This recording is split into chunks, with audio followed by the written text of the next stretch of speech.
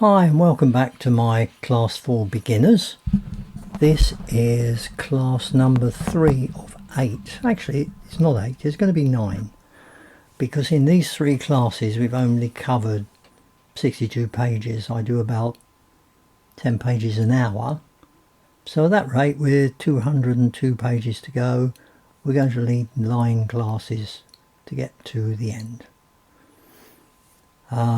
Now I'm recording this using a simple screen recorder on Linux, which is here, and the trick with this is don't record the whole video, record it in bits to make sure it works. So I'm going to stop it now. You might see the join, check that it's recording okay, and then carry on. Right, that recording worked okay. What I do is I join all the bits together afterwards, which is dead easy on Linux. Couple of things to note here. The logo changed. I discovered the other day, I thought 19C came out 2 years ago was the latest release. No, I mean 18 and 19C are basically 12C, especially where SQL and PLSQL are concerned. But there is a 20C. In fact, there's a 21C, and these are cloud releases. But again, the SQL and PLSQL in those will be the same.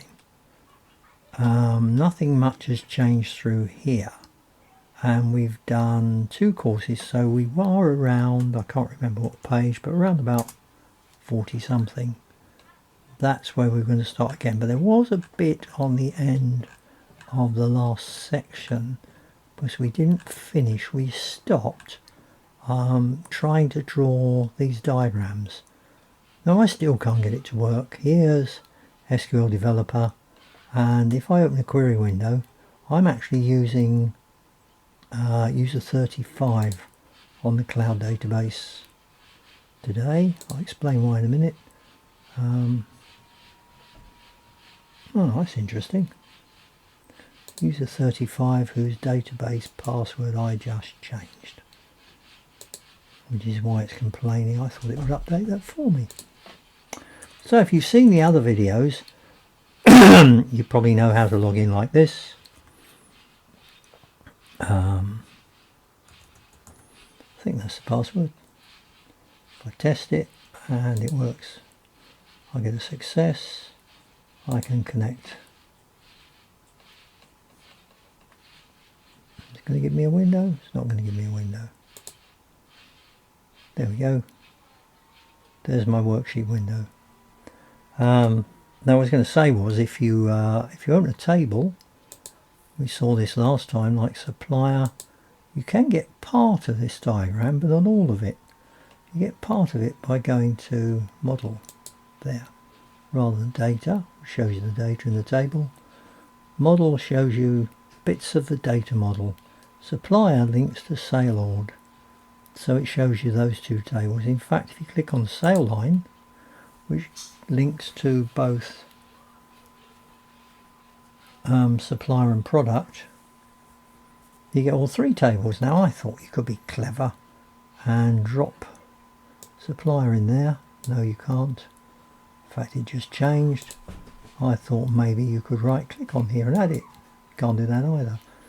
There are options though. You can go File, Data Modeler, and what we did was import and create a diagram from the data dictionary, a built-in set of tables in Oracle. You can also, if you go to the View menu, you'll find Data Modeler up here.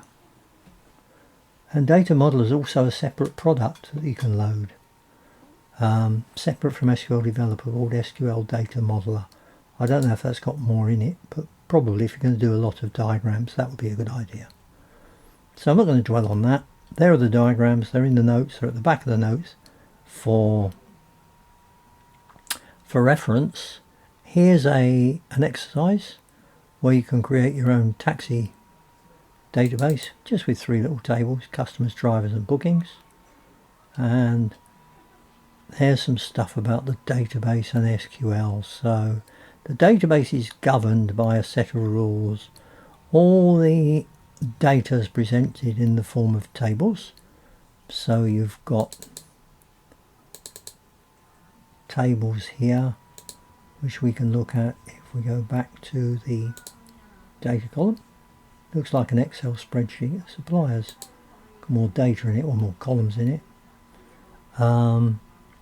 There should be no ambiguity. So use keys in the table. The primary key uniquely identifies a row. No duplication of primary keys. So there shouldn't be any duplication of data either. The data or the table should support null values. And if you go to columns, which we'll look at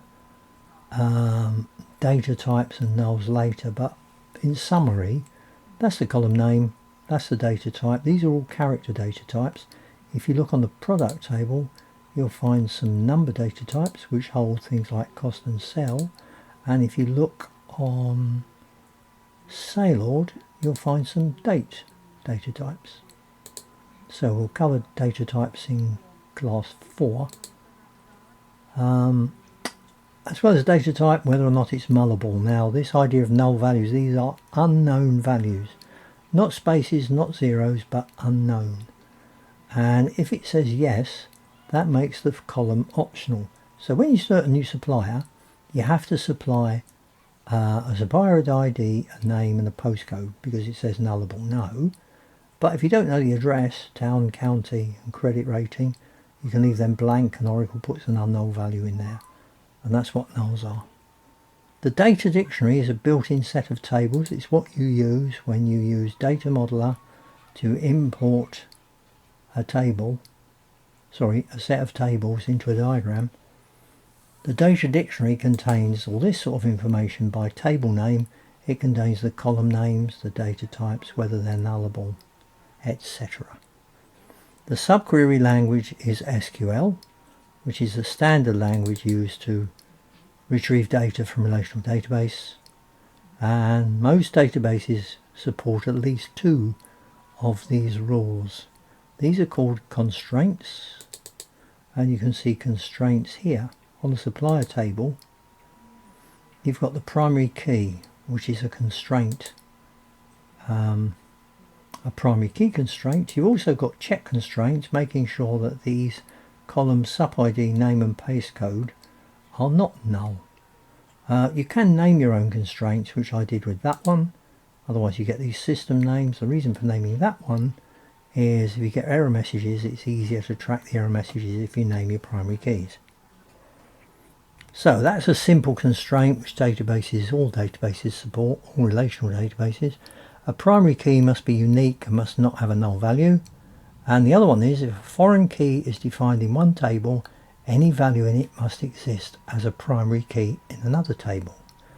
Now you can see foreign keys as the supplier table's data. If we look at sale order, we know there's a link between supplier and sale order because it came up in the diagram. There's a join from supplier ID, the primary key in the supplier table, to supplier ID, the foreign key in the sale order table. That's the primary key of this table. As it says, if a value is defined in one table, i.e. a foreign key here, like Dell, it must exist in this table. So you can't have orders for suppliers that don't exist. The advantages of relational database like Oracle: large, well, huge amounts of data. It's a multi-user environment, concurrent access to all your users, high performance, prevents unauthorized access with usernames and passwords, and is very good at failure recovery. And that takes us back to data retrieval, which is part 2 of using SQL. And again, this is where I stop the video, check the recording, and then I'll start it up again. You probably heard the blip in the middle of the sentence there. So now we're looking at more on the SQL statement. So what we need here is SQL Developer open with a query window, and if you've downloaded the SQL zip file and unzipped it, you'll have these folders. set up an SQL. In SQL you'll find ex1 retrieve, and what we did in the last class was drop that over here. And then we looked at the queries, and we are up to line there, line 195. There. So put that one again. Now, if you're watching this video and you haven't been coming on and you haven't joined a class, classes cost £4 each, payable during or after the class. It says how on the front page of the notes. You're missing out on two things. One is you can't use a user like user35. I mean, I've been allocating users to people who pay to come on the class. They're using user 10, 11, 12 or user 20, 21, 30. They get their own user and they get unfettered access to that.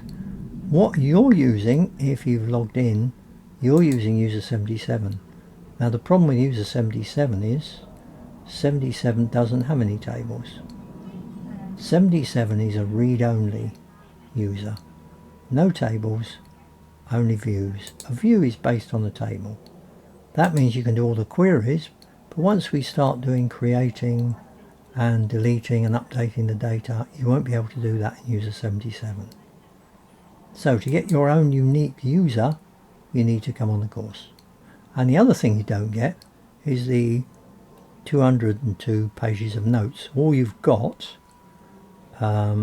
presumably, if you've found it, and it does explain how to find it in the notes and the posts I've made, is that one.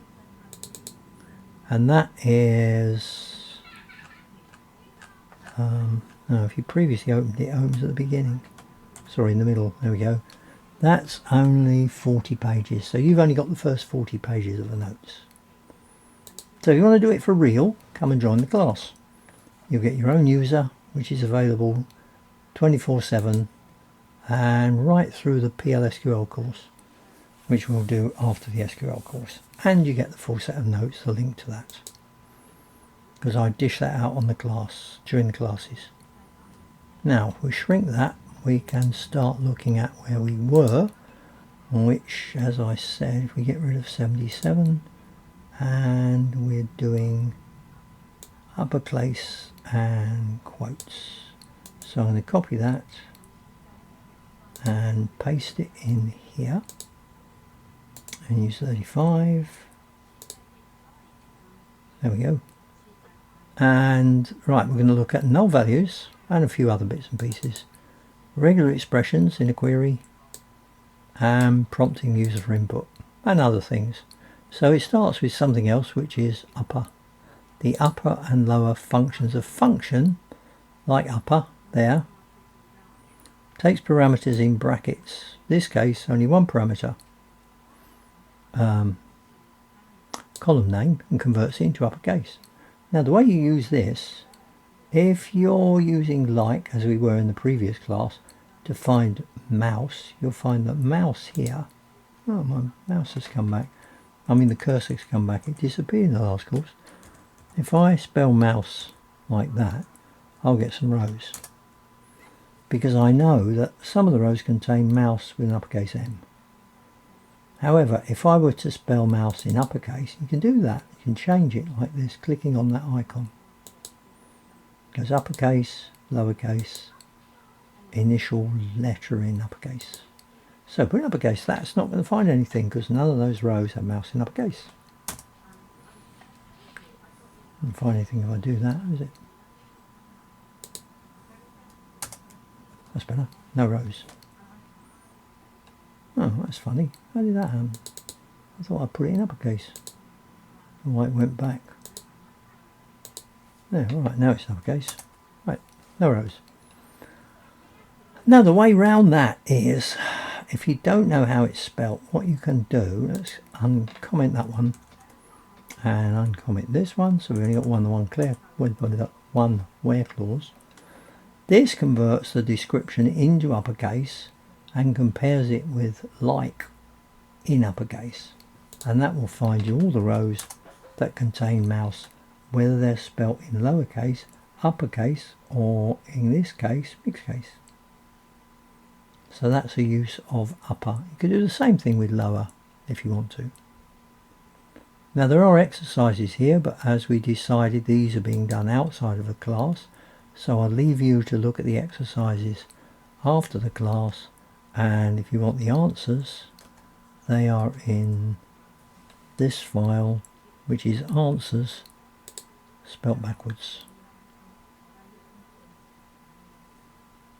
It's occurred to me actually, because that is erroring when you open it like that. Why don't I drag it in here, make a change to it? It's interesting actually. You change the file, what you'll notice, or you might not, I'll tell you, the name at the top and the tab there goes into italics, and that means the file's been changed.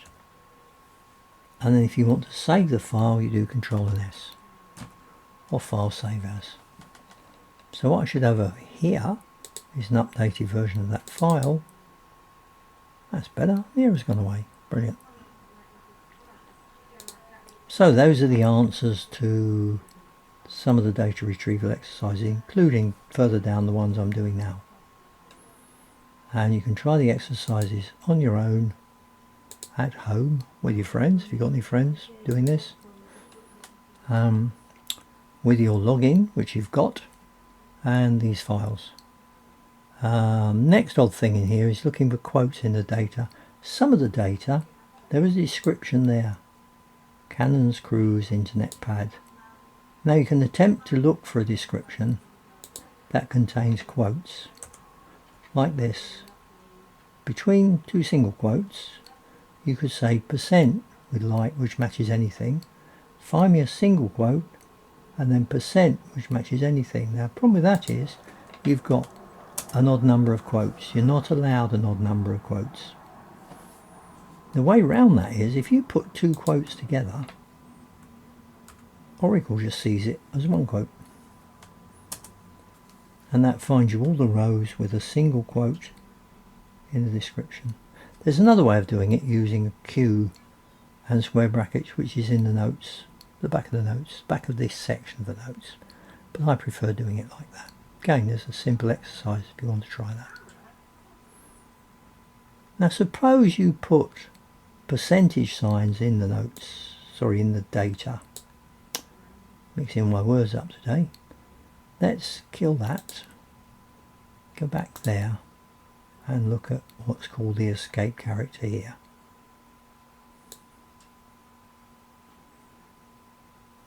Whoops, copy that, paste it there, paste it in there, thank you.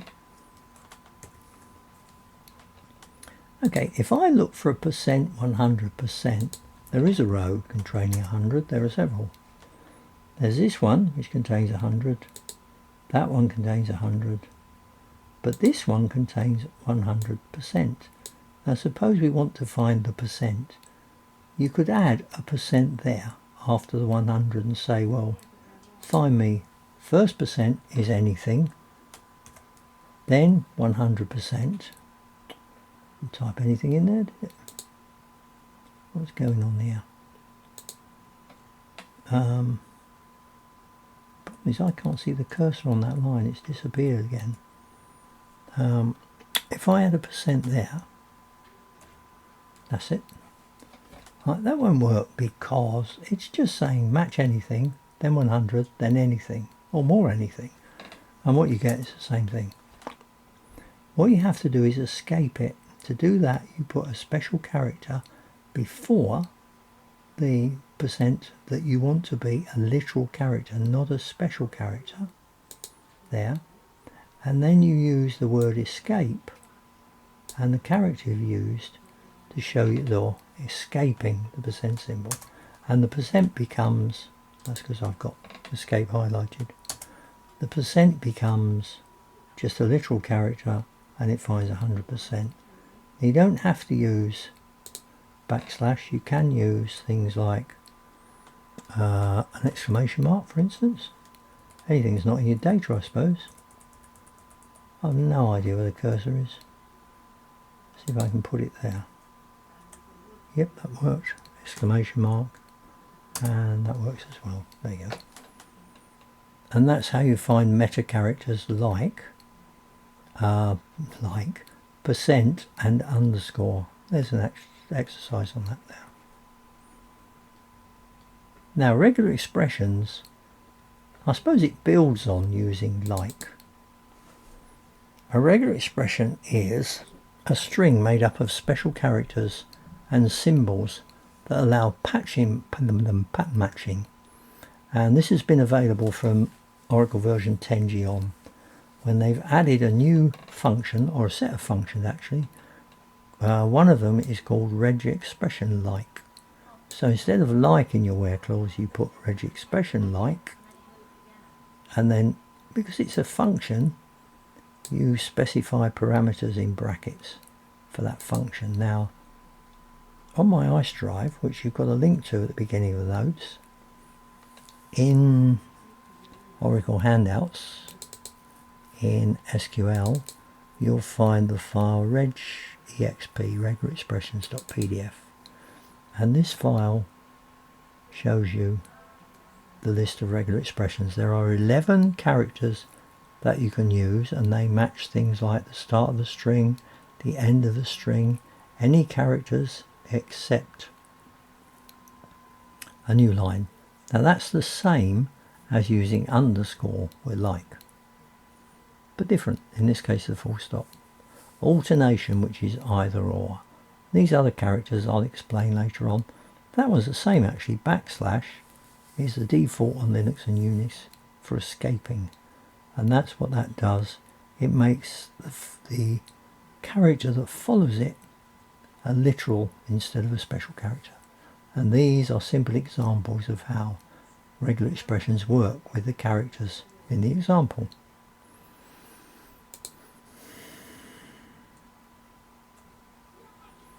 So let's look at some examples. Okay, if we get rid of that and we go back to retrieve, here are some regular expression examples. You might need to swap the where clause here. That shouldn't be like that. I'm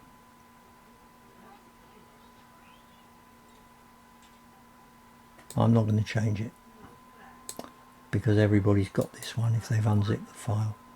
So I'm going to copy that. We'll change it here. It's easy enough. Paste it there. Don't want these. So let's comment in the last where clause there. So we run this query, we're just getting everything from product, which is where mouse was. Now we could just find mouse by saying, whoops, what's happened there? By saying like quote %mouse in some way. Or if we're using regExpression, we can do it like this. regexp underscore like, then in brackets the column that you're looking in and the characters that you're looking for, case sensitive. So that will show me mouse spelt with an uppercase M. If you want it spelt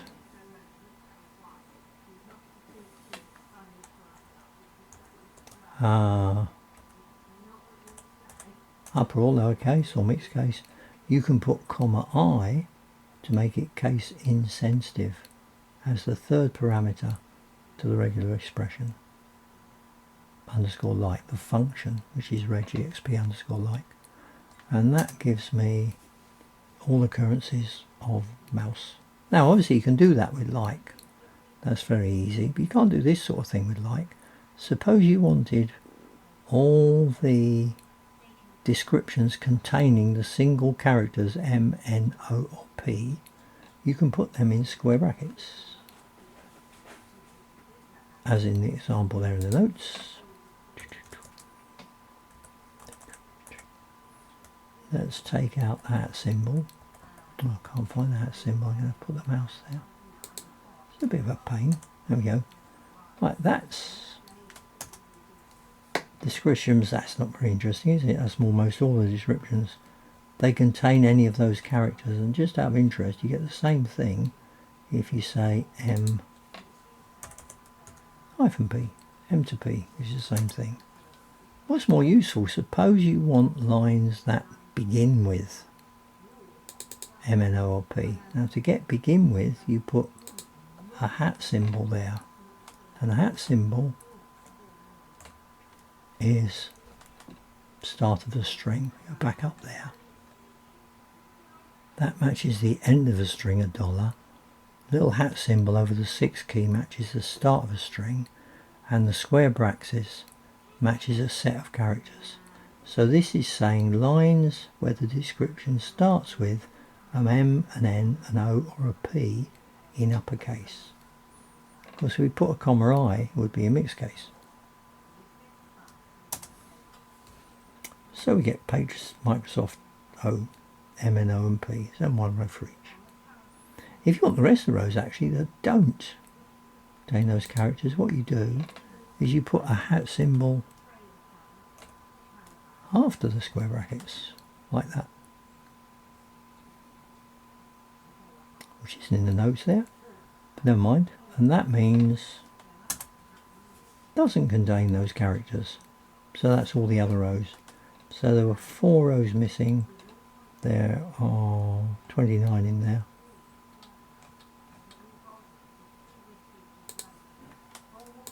And there's a simple exercise on regular expressions. There's more on regular expressions later on in this section. Now you can do clever things with this. If we look at employees,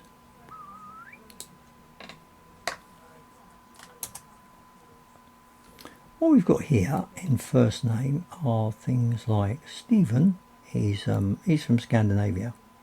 2 E's, Stefan. We've got Stephen with a PH, so we can spell it in England. Stephen with a V as an alternative to PH. And Steve. Suppose we want to find that column. Now, one way of doing it is to use a regular expression like this. So we use reg expression like F name, and then in brackets we put starts with, which is the hat symbol, and we'll start by looking for Steve, like that, and a close bracket. And we get Stephen, Stephen. Now if we said end there, the column, like that. So if we wanted the complete contents of the column, oh dear, there. That's only going to give us Steve, not Stephen. But now we can begin to expand on this with other expressions. For instance, where are we? We're there. Put the dollar in. If we want the N on the end, we can make it optional. We can say N question mark. And what the question mark says is 0 or 1 of the previous character. So with that in, you get Stephen, Stephen. But if you remember, one of them had 2 E's in it. So to get 2 E's in it, we come along here. Oops, that's the T. I'm going to have to find my cursor in this. T, E. Add another E, but make that E be 1 or more E's. So actually you don't have to add another E. You just put a plus sign after the E. And the plus sign says 1 or more E's. So what we've got now is it starts with an uppercase S, then a T, then 1 or more E's, then a V and an E, and then either an N or no N. But we also wanted PH as well as the VEN there. Now if we find, this is our work, isn't it? Trying to find out where I am. If I put a bracket there, I can use alternation, either a V or a PH. And you use the brackets to group the things together. And that gives me all 4 rows. Stephen,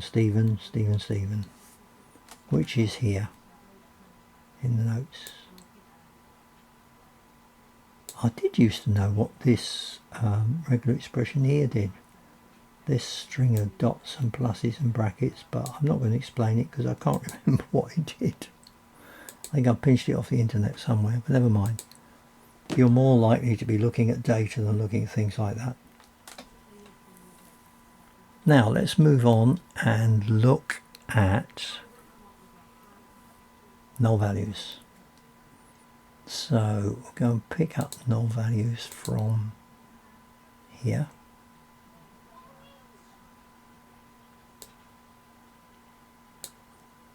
Copy that. It's easier with the keyboard anyway. Now, if you look at the supplier table, which I can do like that, some of the fields have got null values in them. If you remember, I explained before that these empty or unknown fields, they're not empty, they're unknown. They've got unknown values in them. This tool puts null in there in brackets, marks it for us. Not much use for users because they wouldn't know what it meant, but it tells us that that contains a null value. And there are ways of printing something else there. But first, suppose you want to find all the rows where address to is null. Well, you can try and say, if you're new to this, you might try and say, well, they've probably got a space in them because they look empty, or look like they've got spaces in them, so we'll find address to equal to space. No, it's not a space. Like I said, it's an unknown value, so you can't find it like that. It does have a null in it, but a null is an unknown value, so nothing is ever equal to null, so you can't find it with equals null either. What you have to do to find the row is use isNull, and that's the correct syntax for accessing nulls in a where clause. You can also, if you want to, say is not null. Whoops. So this is all the rows where address to is null. It just so happens that count is null in those as well. In this case, the not goes, the not goes between the two. It's not null, and that gives you all the rows where address to is not null. Now there's an exercise here on this. It doesn't use numerical fields, we'll have a look at them later on, but it's worth mentioning that if you're doing calculations, i.e. adding, subtracting, multiplying, dividing columns, if one of the columns contains a null value, then the answer will always be null. Anything plus null is unknown, times null is null, etc. Now suppose you don't want that to put out a null. In fact, what you'll find, if you run this, there's an old tool that is still used, which was mentioned in the notes as SQL Plus. An SQL Developer is a replacement or like a newer version of SQL Plus, but people still use SQL Plus. And if I run this query here in SQL Plus, I can do that by copying it, opening terminal window, so I'm on Linux, running a connection to SQL 77 to the cloud database and just pasting that in, and then running it, which I can do with a semicolon. It's wrapped around. I mean, this is a horrible environment to play about with. It wraps around, but what you'll see is address to, it doesn't say null anywhere. Address to appears empty, appears to be spaces. And that's the sort of thing you would see if you ran a report in SQL Plus. It doesn't put nulls in by default. Now, you can change the default in here so it doesn't show null in brackets. But another way to do it is to use a function called MVL. Suppose it stands for null values. And what this function does when used in a select statement, it takes parameters in brackets like all functions. There we go. 2 parameters. The first one is the column. The second one is what to print if the column is null. If the column's not null, it'll print the column. If the column is null, that will print not known. So this query here will print address to as not known and give it an alias. Like that. So you get not known. You can in fact print another column in the null column like that. This prints address 1, address 2 and a name, and then it will print address 2 if it's got something in it. If it's got nothing in it, it will print address 1. Call it address 3. So since all these address 1s, if address 2 is null, then it picks up address 1. So you get address 1 in there. So in theory you always get an address. And there's an exercise on nulls there. There's more on nulls later on as well. Right, on page 51, accepting user input. Again, blank that, go back to retrieve and have a look at this lot here. Whoa, as far down as the ampersand. Copy that and paste it in this window and shrink this. Right, now if I run this query here, I get products where the cost is greater than 400, and I always get products where the cost is greater than 400 unless I change that 400 to 500 or to 600. Now you can prompt the user to type values in like this. You can put an ampersand and then any single word. If you want spaces in the word, put an underscore. And what it does, it prompts you. It says enter the value for cost value. Now if I put 400 in there, it will print out rows over 400. However, run it again and put 500, it's rows over 500. Run it again and put 600, rows over 600. Like that. So it makes it interactive. Now you can try that in the exercise here, which looks at the names of towns being passed in. But the thing to remember with that is cost value is a number that you're entering. Cost is a number. You could put single quotes around it. Bad practice, because if you do that, it still works. If I run it and put in 700,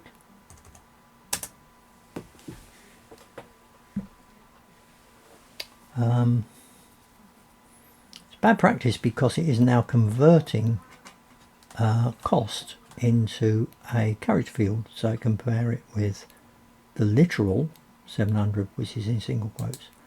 But do use single quotes if cost is a character field, because if cost is a character field and you don't put the single quotes, you'll have to type them in when you're putting in the name of the town.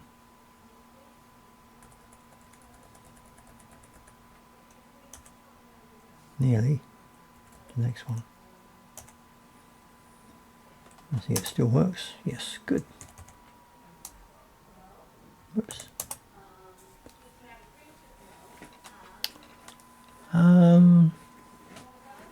Finding an ampersand. If you look at the data for products, again we can just run that bit there. You'll find that I added a mouse mat called Wallace and Gromit with an ampersand. This is because a guy came on the course and he said, we've got ampersands in our data. How do we find them? Because if you try and do this, you say select from product where description equals Mouse, Mac, Wallace and Gromit. Or if you use like, you get the same thing. When it sees the ampersand, you get a prompt. Put in the value for Gromit. We haven't got a value for Gromit. It doesn't work. Now he'd found a way around this guy. What he did, he used a double pipe symbol to concatenate that piece up to the ampersand of the description with the rest of the description, Gromit, and that works. I don't know why it works, but it works. Presumably because there's nothing following the ampersand to prompt. And that's the last thing there. Now, common errors when you're doing this sort of thing. If you're going to use %, then use like. If you don't use like, they are saying is equal to log %. And conversely, if you're using like, then use a % or an underscore, or you're saying is equal to again. You can't code this sort of thing where cost is greater than or equal to 200 and less than or equal to 250. You have to say where cost is greater than or equal to 200 and cost is less than or equal to 250 and put the column name in there. But a better way to do it is to say where cost is between 200 and 250, putting the lower value first.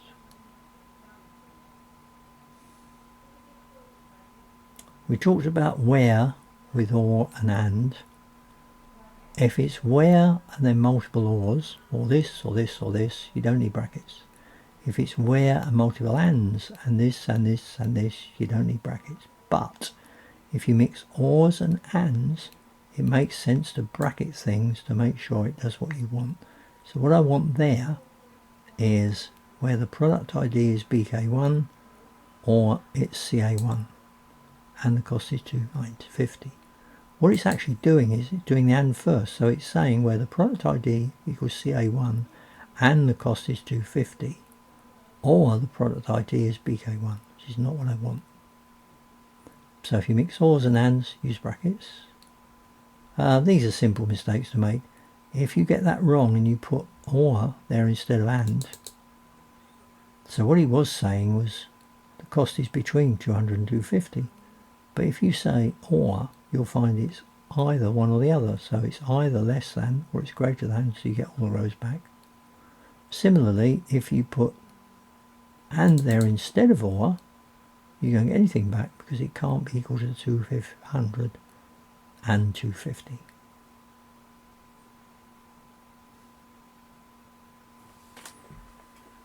Now, as I said, there are bits and pieces at the end of the notes here.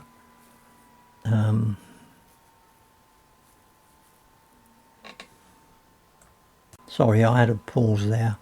Bits and pieces that I don't usually cover. I was just totaling up how long I've spent making this video, and it's nothing like the 2 hours that it ran for in the class. And I did it twice, and it did take 2 hours, because once you get discussions with students on the class takes longer, because it's more fun if you ask questions and I explain things.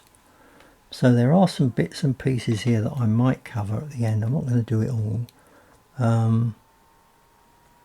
There's a lot of stuff on date comparisons, which you can look at yourselves. Day of the week. There's a lot more on regular expressions. So these are the 11 regular expressions that you can use. And these are examples of using all of those, which work with the notes. And with any luck, they're in here actually. Yep, there's the date comparisons, save all that typing. There's the regular expressions, not all the examples, but you can copy the examples from, actually it might be. They might be examples. We've done those two. Yes, they are the examples actually. Okay, so that's examples of using the other characters that we didn't use, and there's more on regular expressions. Exercises. If you look at the employee table, you can see if you can search for users with similar names. There are other operations, including, well, operators. They are functions used as operators in the where clause. There is, when we look at functions, the function inString. There's also replace, substring and count. And there are regular expressions versions of these called regexp underscore inString, replace, substring and count. InString, replace, substring and count we're going to do when we do the section on functions, and we'll probably look at a couple of the regular expressions ones there as well.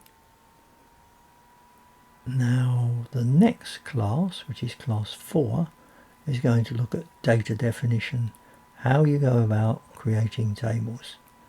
And then the session after this, the section after that looks at putting data in the tables that you've created. There was one other thing back there that you might find confusing, which I could explain. No, actually, no, I won't explain that. I'll show you something else. Let's go back in there and let's stick with that and dump this bit. Okay, guy asked me, a guy from Australia called Manith, who can't come back on the next session, next class, because he's too busy working, but he's going to come back if I run the class again. He asked me, how do you save the output and the query? Well, you can save the query, that's easy. You just do file, save, or save as, and then just choose somewhere to save it. You can save the query, if I run that query, and make it 400 again, by just right clicking in here. There's a few things in here interesting. One is how many rows there are, which is good if there are a lot of rows. There's only 7, so you count them yourself, or it counts them down there. And the other thing is you can export the data as a set of insert statements, or comma separated, delimited, in Excel format, fixed HTML, all sorts.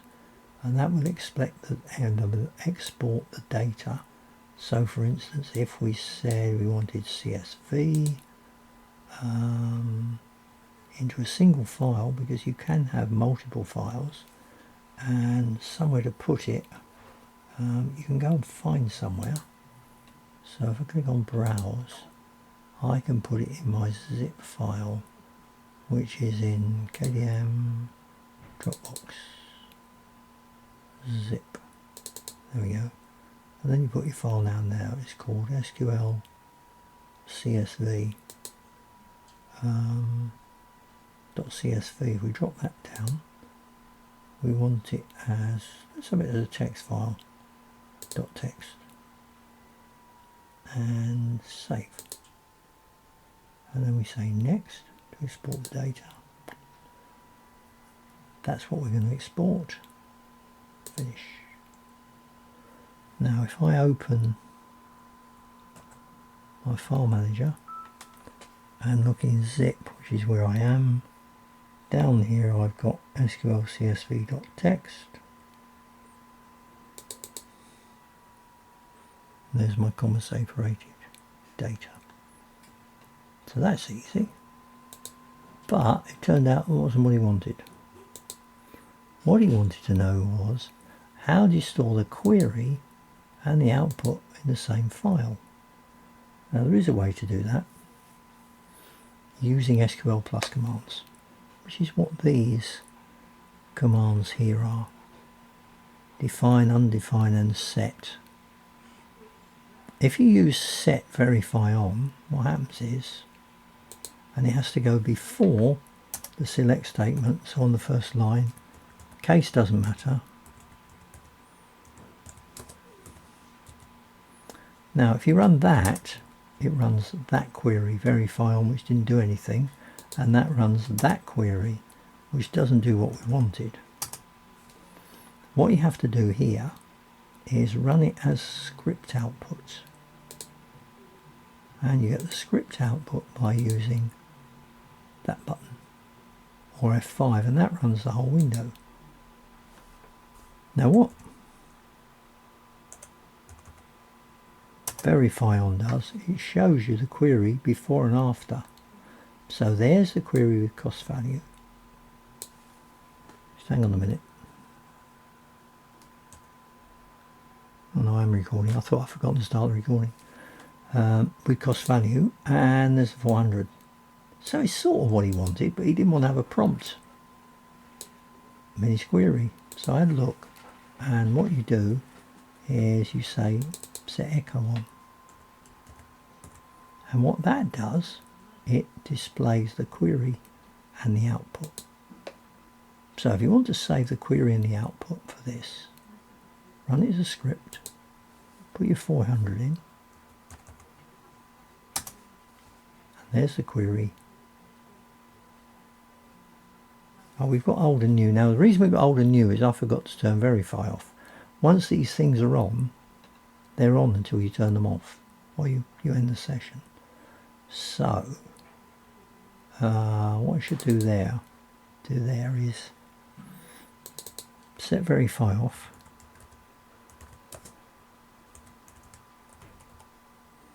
like that, run the query.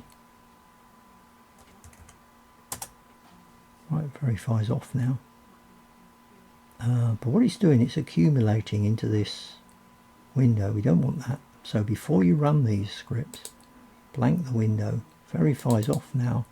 I want to make sure echo stays on. Echo I set on, so it is on.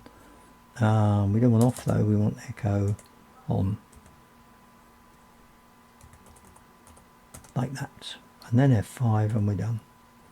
Well, we're going to put 400 in there. There's the query, and there's the output. Now,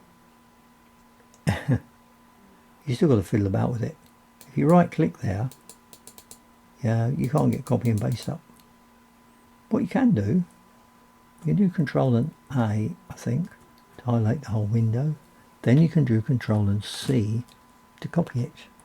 Then you can go to the file manager,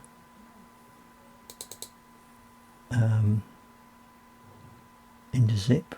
I could put it in one of these files. I could create a new file, depends what you want to do. So probably if you were really doing this, you want a new file.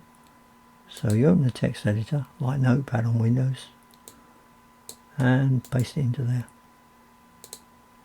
and then just save it, give it a name as a text file, and there's your query and your output. And the reason he asked for this was he was going to do this for the exercises, so that he could save the solution to the exercise and the output from it. That's quite neat, I think. So echo on, and I'll be putting echo on in the notes when I finish this video. In fact, I'll finish this video, I think. We're done. And like I said, it's a lot shorter than the class. This one's a lot shorter. Some of the others are about an hour 40 minutes, I think, which was 20 minutes shorter than the 2-hour class. Well, I did this with some American guys at 11 o'clock on Monday night, and we did just over 2 hours to cover all of this. But they asked a lot of questions, which is nice. So, we're done. Next class, class 4, as I said, we'll be looking at creating tables. So we'll start again on page 62. Like I said, it is why we need 9 sessions to get through all 200 pages. And if you want to join in for real, you want a set of the notes and you want your own user, come on the class and sign up. So I dish out the notes and the users on the class, so you have to attend a paid class to get those. Can't have it all for nothing. Right, that's it. Thank you very much, and I'll see you in the next class.